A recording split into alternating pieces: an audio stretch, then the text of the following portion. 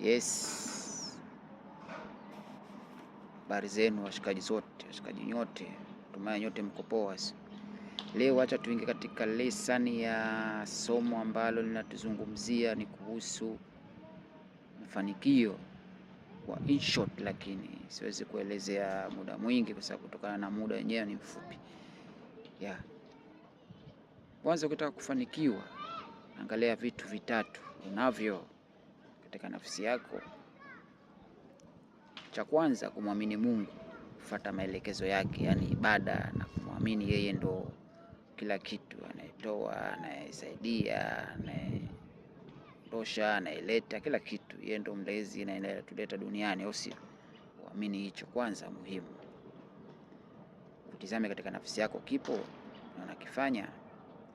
Na cha pili, malengo, yani kabla hujafanikisha, kabla hujataka kitu, kuwa na malengo ndani ya nafsi yako, au sio?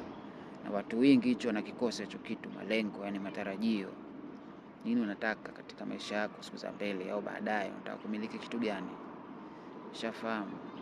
Na kitu cha tatu, jitihada. Ushafahamu? Jitihada, sio? Katika hicho kitu unachotaka lazima uweke jitihada, ukifuatilia, yani ukitafuta. Na cha nne ni loki. Naweza nikasema loki ni ile matamanio yako na malengo yako, yani uyafunge, yani usiwe nabadilisha. Yani mfano maslan, unataka kuwa dereva wa malori, ushafahamu? Usije baadaye ukasema bane, mimi nataka kuwa muuza duka, bana mimi nataka kuwa ni mpiga ngoma, mwimbaji. No, hakikisha chocho kitu kimoja umekikia malengo, usiumbike, yani ukitie loki katika nafsi. Unataka kuwa dereva malori, unataka kuwa mwimbaji, unataka kufanya biashara, wewe lazima uweke point hiyo moja, usibadilishe. Ushafahamu? Amini Mungu, fanya ibada usiku, mchana.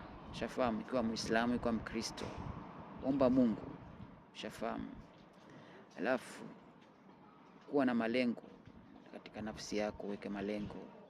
Bana, mimi miaka fulani ikifika miaka 3 au 4 nataka nikifanyie, kabla sijafika miaka 4 3 huko mbele, nataka nikifanyie kitu hichi hapa.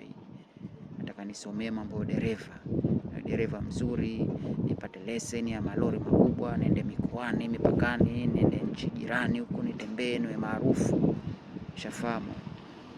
Kwa hiyo malengo hayo unayo tayari. Alafu cha tatu,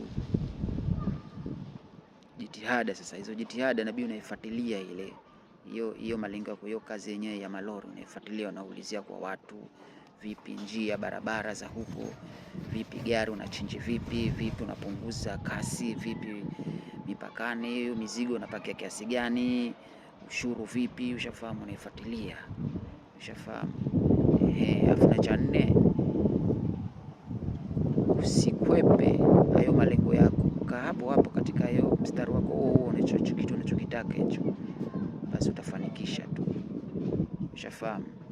Alafu na cha tano, cha kufungia maisha, ukipata katika hayo malengo yako umefanikisha. Sasa ushafanikisha malengo yako tayari, ushakuwa dereva, unaenda ruti, unajitahidi, unafahamu kazi vizuri, unapata pesa, mshahara. Sasa hiyo pesa yako unaipata japo kidogo, mfano umepata milioni 1, toa japo 100,000 tu,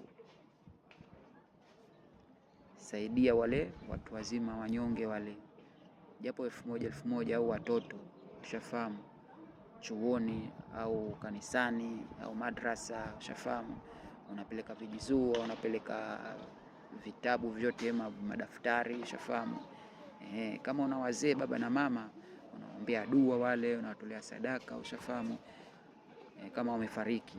Kama wapo hai, ni jambo la mwanzo, mama na baba unaapa 50,000 60, unawekea mchele, unawekea mazagazaga yote. Ushafahamu? Unawasikiliza unachokwambia. Amini Mwenyezi Mungu, hapo lazima utafanikiwa, utakuwa tajiri na utakuwa maarufu na utakuwa unamiliki mambo yote unayotaka wewe, na utakuwa mwenye kampuni yako mwenyewe ya malori. Mungu ni mmoja tu sote. Bless.